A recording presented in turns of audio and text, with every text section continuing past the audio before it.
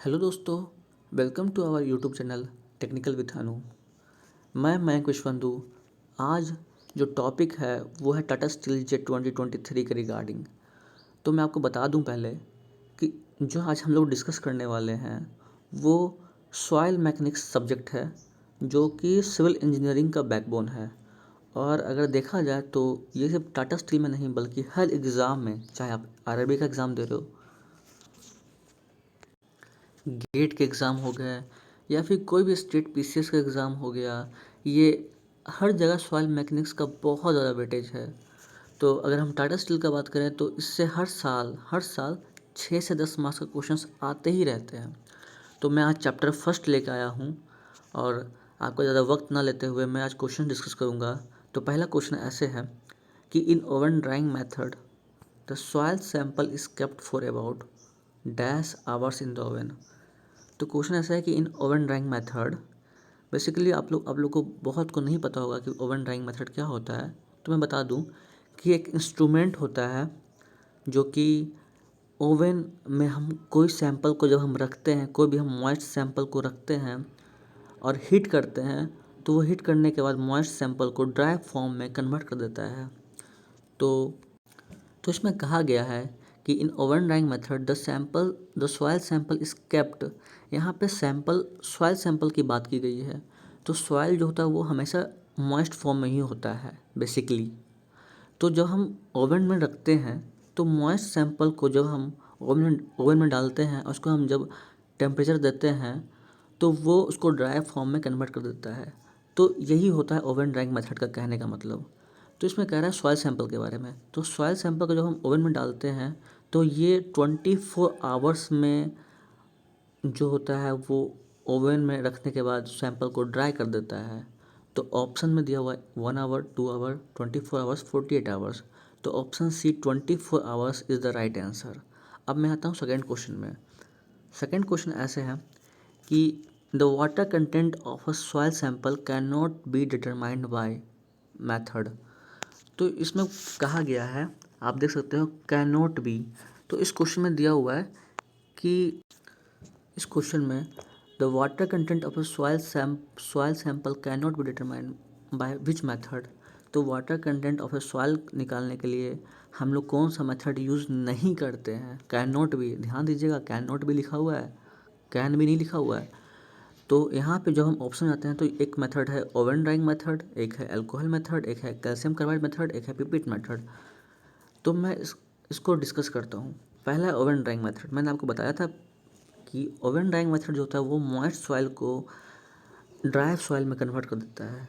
तो जो moist soil को ड्राई सॉइल में कन्वर्ट कर देता है और जिस उसके थ्रू हम वाटर कंटेंट को निकालते हैं, पानी निकालते हैं, तो ये एक तरह का मेथड होता है जिससे डिटरमाइन कर सकते हैं। तो ये ऑप्शन गलत हो जाएगा। दूसरा ऑप्शन आता है अल्कोहल मेथड।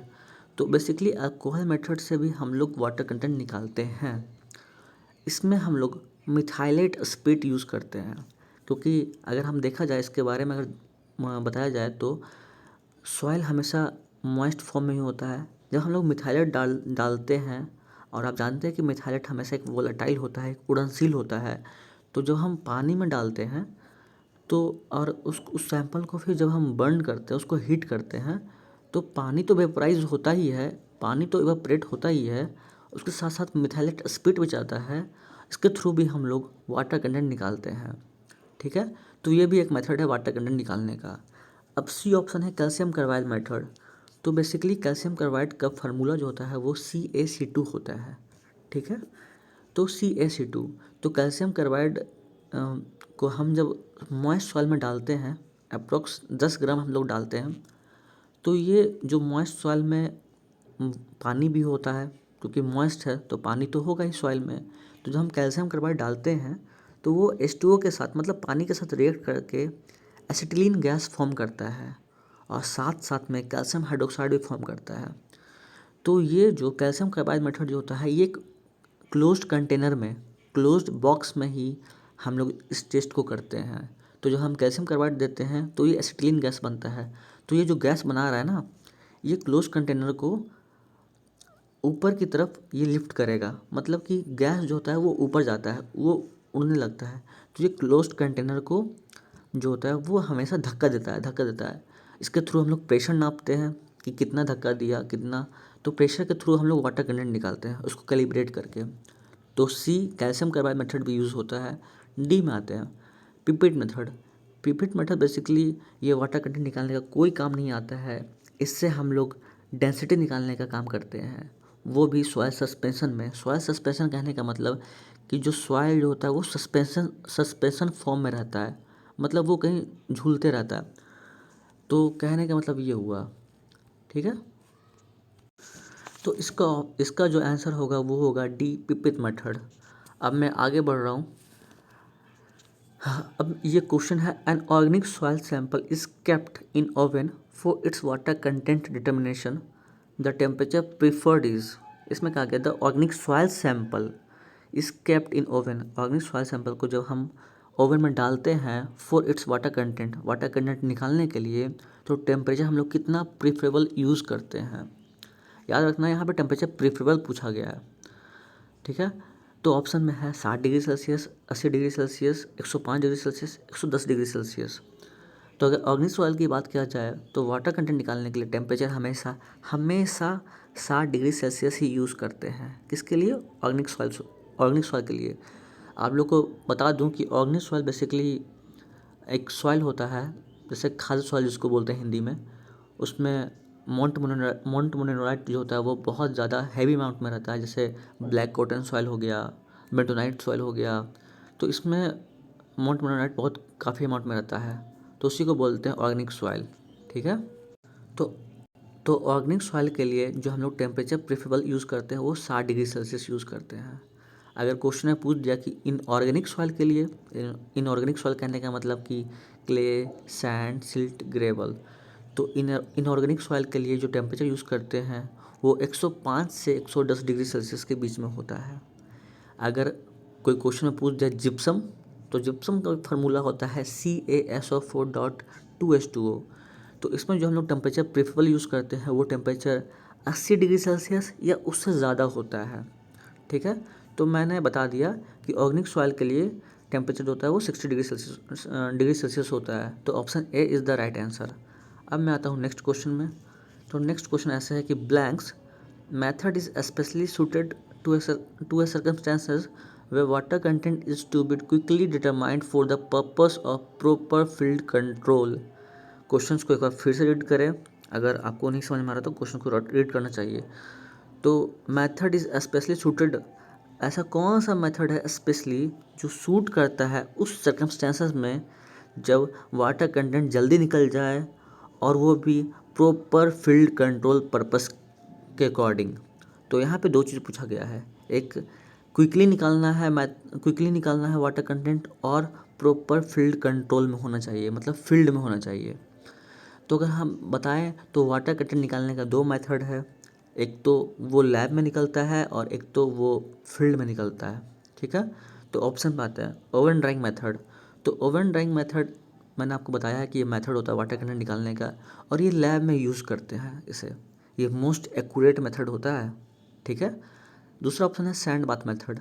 तो सैंड बाथ मेथड क्या होता है कि ये मोस्ट एक्यूरेट मेथड नहीं है, लेकिन ये फील्ड में यूज़ होता है, ठीक है। और ये क्विकली भी निकलता है, ये कुछ आवर्स टाइम लेते हैं, ठीक है। तो ऑप्शन बी सैंड मेथड ठीक ठाक ऑप्शन है। अब सी पे आते हैं अल्कोहल मेथड। अल्कोहल मेथड भी बेसिकली फील्ड में ही यूज़ होता है, और देखा जाए तो ये क्विक भी निकलता है। अब ऑप्शन डी की बात करते हैं कैल्शियम कार्बाइड मेथड।